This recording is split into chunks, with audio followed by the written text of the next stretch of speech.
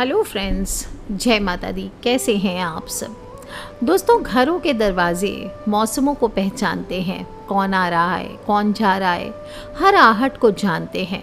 आपके घर के दरवाजे से सिर्फ आप ही नहीं आते, बल्कि माता लक्ष्मी, आपके पितृ और जो भी शक्तियाँ भी होती है वो सभी यहीं से प्रवेश करती है। या आपके निवास में सभी अच्छी ऊर्जाओं का प्रवेश द्वार है, संक्रमण क्षेत्र कहा जा सकता है, जो घर के अंदर और बाहर की दुनिया को जोड़ती है। और यहीं से जहां एक ओर सौभाग्य और खुशियां आपके घर में प्रवेश करती है, वहीं नकारात्मक ऊर्जाएं भी यहीं से प्रवेश करती है। इसलिए कहा जाता है कि अपने घर के मुख्य द्वार को हमेशा साफ सुथरा और सजाकर दिव्य प्रतीकों से, जैसे ओम हो, स्वास्तिक हो, क्रॉस हो, जो भी आपके धर्म के चिन्ह हैं, उनसे सजाकर रखना चाहिए। फर्श पर रंगोली बनाएं, तोरण आदि सजाएं। ये सभी सकारात्मक ऊर्जाओं को आकर्षित करने वाले और शुभ माने जाते हैं और सभी घर वालों के जीवन में सौभाग्य को आकर्षित करते हैं। विशेष रूप से जब पितर पक्ष आता है तो आपको पितर भी आपके जो आएंगे, आपके घर में प्रवेश करेंगे, वो यहीं से प्रवेश करेंगे अपने भाग को लेने के लिए, और फिर प्रसन्न होकर आपके द्वार पर ही पितर नाचते हैं। कहते हैं जब 16 दिन का पितर पक्ष आता है, यानी श्राद्ध का समय आता है, तो सभी लोग अपने अपने पितरों के निमित्त पिंडदान, तर्पण, भोजन दान, गौदान आदि करते हैं ताकि आपके पितरों को मोक्ष प्राप्त हो। तो कहा जाता है यमराज सभी पितरों को छोड़ते हैं पितर लोक से, ताकि वो अपने अपने बच्चों के घर जा सके और उनसे अपने भाग को लेकर के आगे पितृ लोक से आगे की यात्रा को पूर्ण कर सके। तो सिर्फ पिंडदान तर्पण से नहीं होता है, वास्तु में भी कुछ ऐसे नियम बताए गए हैं जिनका अगर आप पितर पक्ष में ध्यान रखते हैं तो आपको सभी प्रकार के वास्तु दोष से तो छुटकारा मिलता ही मिलता है। साथ ही साथ कहते हैं कि पितर दोष भी शांत होते हैं, पितरों का आशीर्वाद आपको प्राप्त होता है। आज हम बात करेंगे इसी कड़ी में पितरों को प्रसन्न करने के लिए कौन कौन से उपाय अपनाने चाहिए ताकि पितर तो प्रसन्न हो ही, साथ ही साथ हमारे घर के वास्तु दोष दूर हो जाए। तो सब जानते हैं face of your house is your main door. जैसे आपका चेहरा आपकी पहचान है, वैसे ही आपके घर का मुख्य द्वार आपके घर की पहचान होता है। तो अंदर घुसने से पहले घर के मुख्य द्वार की आज हम बात करेंगे। घर का मेन गेट आपके स्वास्थ्य, आपके धन, आपके सद्भाव को बढ़ावा देता है। यहीं से आपके घर में आने जाने वाली कॉस्मिक ऊर्जा अंदर बाहर होती है। आपके घर की पहली छाप ही आपका मुख्य दरवाज़ा तय करता है और इसीलिए कहते हैं मुख्य दरवाजे को हमेशा अच्छा रखना चाहिए, आवाज़ रहित होना चाहिए। उसमें से किसी दरवाजे में से क्रीं क्रीं, काएं काएं टाइप की आवाज़ आती है, ऐसा नहीं। अगर आपका दरवाज़ा आवाज़ कर रहा है तो आपके पितृ जब आएंगे तो उनकी उपस्थिति में ये आवाज़ें बाधा डाल सकती है, उनको विचलित कर सकती है। तो अगर आपके भी घर के मुख्य दरवाजे से आवाज़ आती है तो उसमें तेल डाल लीजिए और उसकी रिपेयरिंग करा लीजिए। दूसरा, पितर पक्ष शुरू होने से पहले ही उसके ऊपर लगे जाले आदि हैं तो उसको झाड़ लीजिए, गीले कपड़े से सुंदर से पोंछ लीजिए, और तोरण आदि पर धूल जम गई है या तो उसको बदल लीजिए या फिर धोकर दोबारा से लगा लीजिए। एक खास बात, कई बार मैं आपको वास्तु के अनुसार घर के द्वार पर अगर द्वार भेद होता है तो शीशा वाला तोरण लगाने को कहती हूँ, या घर के मेन डोर के सामने अगर कोई खंबा होता है तो कहती हूँ कि घर के द्वार पर शीशा लगा दीजिए, उससे नेगेटिव एनर्जी से बचा जा सकता है। लेकिन पितर पक्ष में आपको इस कांच को द्वार से हटा देना चाहिए। नहीं हो प्लेन पत्तों वाला तोरण लगा लीजिए, ये श्रेष्ठ है।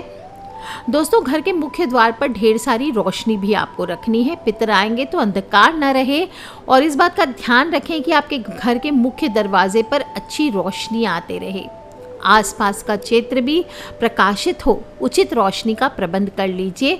पीली रोशनी अगर हो सके तो पीली रोशनी ही जलानी चाहिए, क्योंकि पीली रोशनी सूर्य की रोशनी की तरह दिखती है। अगर आप अपने घर के मुख्य द्वार पर आपके घर के लोग जूते चप्पल आदि खोलते हैं तो कम से कम पितर पक्ष के दौरान, और इनफैक्ट मैं तो कहूँगी कि अब दिवाली तक आप पूरे द्वार से जूते चप्पल आदि ये चीज़ें जो मैं नियम बता रही हूँ ये फॉलो पूरी दिवाली तक कीजिए, क्योंकि अभी पितर पक्ष आएंगे, इसके बाद में फिर नवरात्र आएंगे, फिर दिवाली, धनतेरस आदि आएगी, तो आपको अपने घर के जो जूते चप्पल मुख्य द्वार पर इधर उधर बिखरे रहते हैं, आपने जूते का स्टैंड बिल्कुल दरवाजे पर लगाया है तो वहाँ से थोड़ा हटा दीजिए और अगर स्पेस की बहुत समस्या है, कहीं जगह नहीं है, तो साइड में एक स्टैंड सा बनवाकर तरीके से सजा कर रखिए। ध्यान रखें, ऐसी व्यवस्था करनी चाहिए कि जूते चप्पल हमेशा दक्षिण या पश्चिम दिशा में ही उतारना रहे। ऐसा ना करने पर घर में नकारात्मक ऊर्जाएं बढ़ जाती है।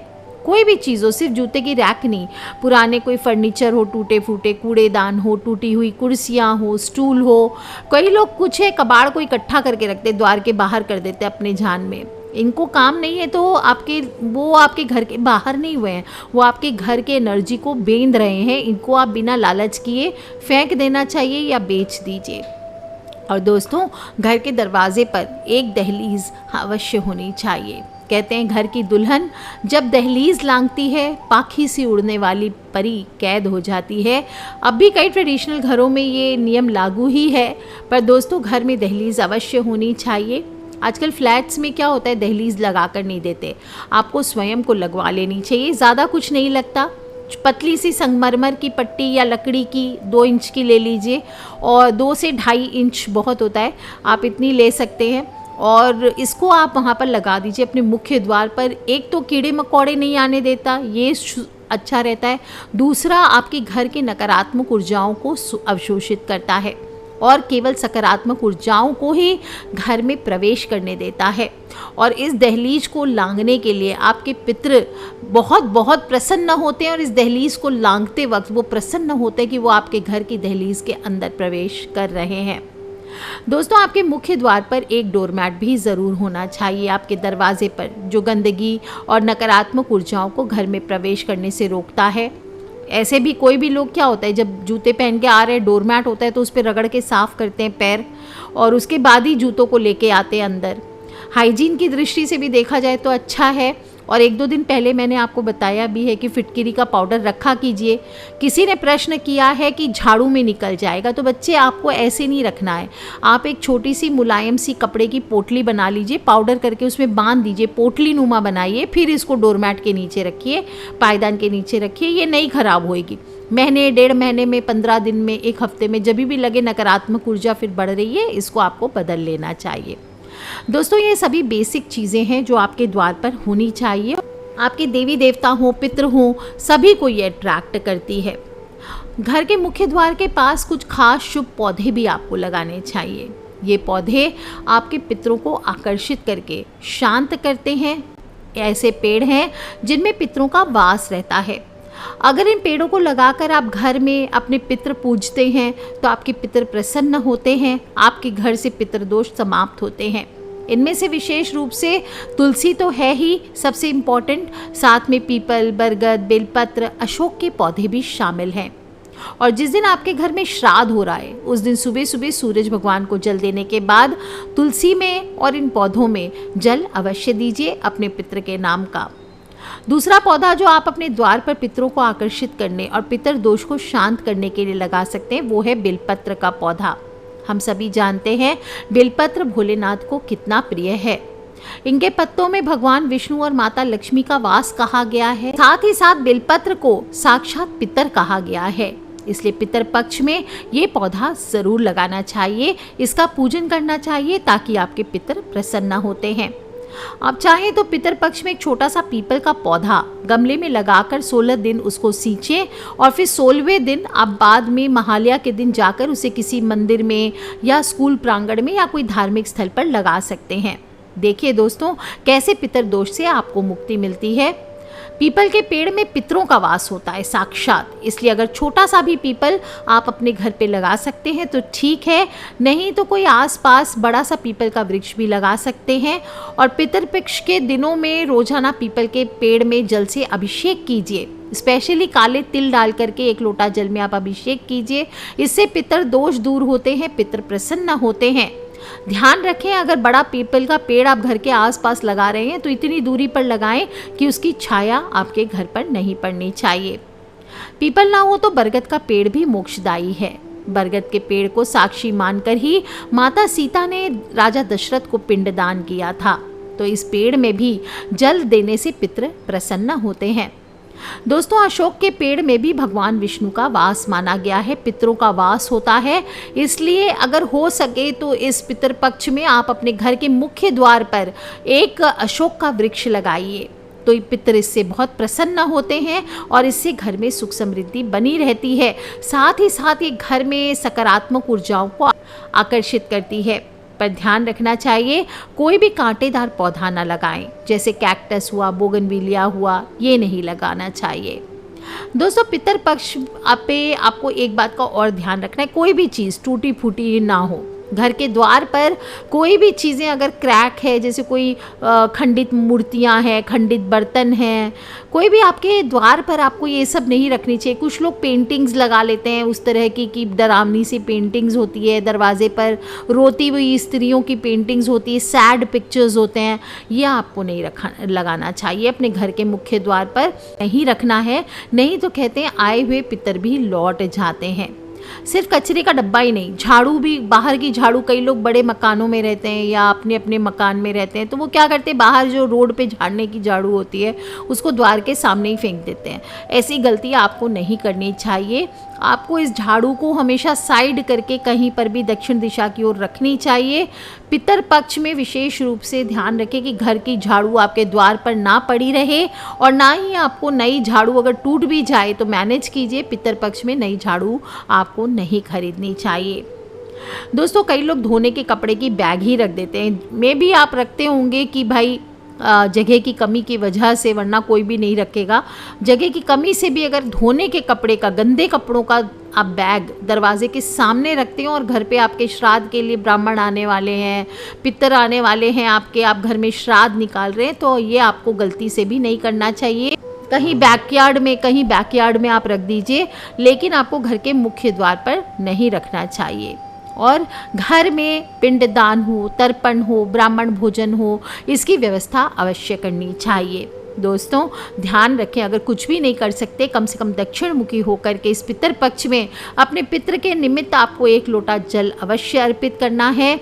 किसी भी प्रकार की कंघी हो, उलझे हुए टूटे बाल हो, ये भी आपको द्वार पर नहीं फेंकने चाहिए। ये पितरों को जाने अनजाने बहुत कष्ट देते हैं, इस बात का ध्यान रखें। और कई लोग पितर पक्ष के दौरान अगर आपके टूटे हुए बाल उनके हाथ लग जाएं तो वो आपको जीवन भर के लिए बांध भी सकते हैं। इसलिए ध्यान रखना है, छोटी छोटी बातें दोस्तों। Last but not the least, पूरे पितर पक्ष आपको अपने घर के दक्षिण दिशा में एक दीपक अपने घर के मुख्य द्वार पर अवश्य जलाना है।